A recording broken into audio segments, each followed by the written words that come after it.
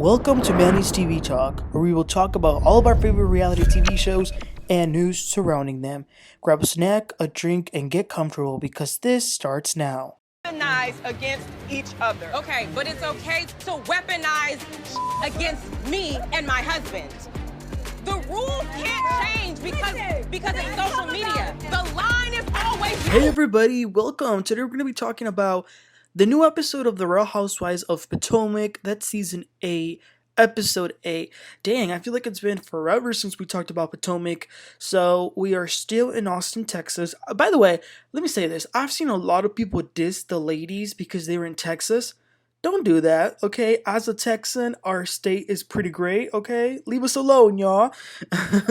But, so yeah, they're still here. Ashley is so creative. She and Gizelle are planning a group activity, a paint session. She has some canvases, some paint, some brushes, but they are going to paint the birthday girl, Miss Karen Huger. So they're setting everything up. Ashley brings up her mom real quick as they're doing that. Looks like she's still dating someone who Ashley is no fan of at all. So Ashley hasn't gone to her mom's house in years. They still talk and all, but Ashley doesn't want to deal with her mom's boyfriend. Like apparently she's had him ever since she was in high school, and she claims that he is not a good guy.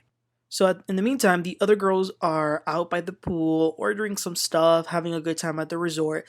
There's a very clear divide in the group. I mean, we have Karen, Candiace, and Wendy in one side. Then we have Mia, Robyn, and Nneka. Mia is telling Nneka about what her and Wendy had talked about and how Wendy kind of opened up and that she alluded to Catholics. Apparently, according to Wendy, Catholics have shrines for their saints, which sounds unbelievable to me. But Nneka and Wendy clearly still have this problem. And so do Robyn and Candiace. But to go back to the other side, Wendy, Candiace, and Karen, Wendy tells them that her mom is in the hospital. She's been having an operation this whole time since they left, so that's unfortunate. So Wendy says that's why Nneka is getting under her skin and that's why it's triggering her even more. But what I did find very interesting is that in her confessional, Candiace doesn't think that it's fair for Wendy to conflate Wendy's mom being in the hospital to the shrine allegations. She doesn't think that's fair, so I did find that pretty interesting. So then they make their way into the suite where they will paint for Karen. I like that Gizelle is being very nice to Karen, so they all paint Karen as they view her. It was pretty funny to see all their depictions of Karen. They showed their paintings to her and then gave a little description of it. Robyn had a really good sense of humor though. Instead of drawing Karen, she just drew a blue Twitter check mark. That made them laugh. But what I will say is, I don't know why they're spending so much time in the hotel. I was just in Austin about 3 weeks ago and there's so much stuff to do. Feels like they're doing a lot of boring stuff. They also give Karen, instead of a birthday cake, a pie with candles and saying to her, Karen also says that she would like to get past the fighting with Robyn and get to know her.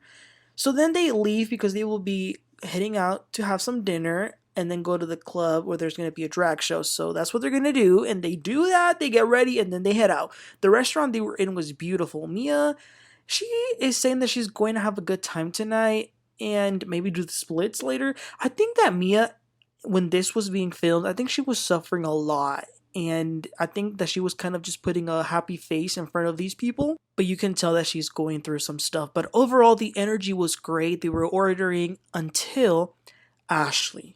Pot stirring Ashley brings up Candiace crying the other day.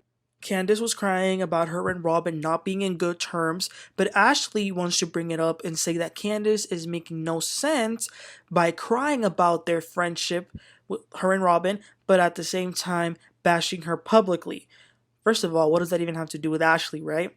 But Candiace very politely says to Ashley, I'm not addressing you anymore. Ashley says, there's a difference between you and me. I say things to people. You say it to the internet. Candiace says, I am not speaking to you anymore. If you want to keep talking, you can talk to my ass. And Ashley says, and turn around so I can see it.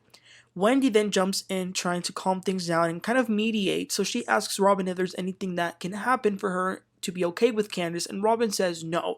What Candiace did is unforgivable. So Candiace says that she reached out to Robyn to ask her if she was okay and if she was mad, but Robyn ignored her. So Candiace feels like Robyn now wants to play damsel in distress in front of everyone. So that's where Robyn says, I'm done.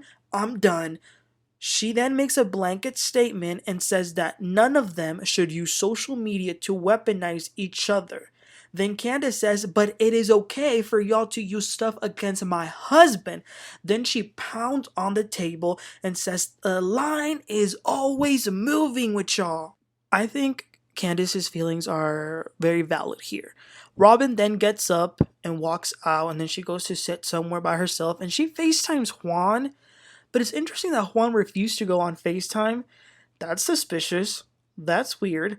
But this no good, trash individual starts to scream at Robyn again, telling her that she needs to be the bigger person and this and that. Robyn quickly hung up before he went in even further. Gizelle went after Robyn, and so did Ashley and Mia.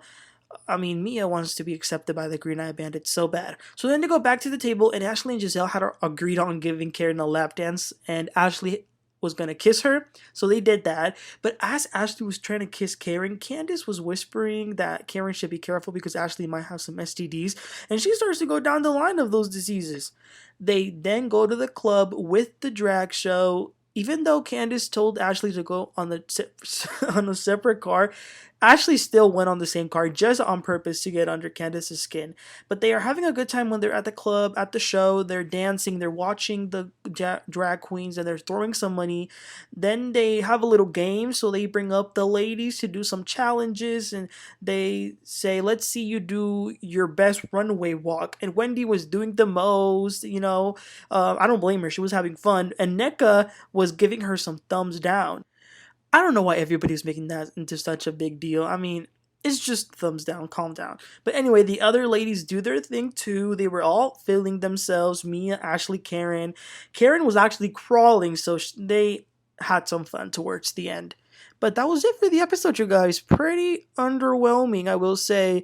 It's kind of a tragedy what's happening with Potomac, because it used to be my favorite housewife show, and this is becoming very boring, very stale. It's like watching paint dry. Thank God that we have Married to Medicine. When you compare this season of Potomac to other shows such as Miami, it's kind of embarrassing because I don't understand why it sucks, but it kind of is. And again, that's really disappointing. But what did you guys think about this episode? Were y'all as bored as I was? And tell me this, do you think Candiace has a right to feel the way she's feeling? What do you make of her and Robyn's argument? Let me know in the comments, you guys. Please don't forget to like and subscribe, and I'll catch y'all next time. Y'all have a great one. Bye.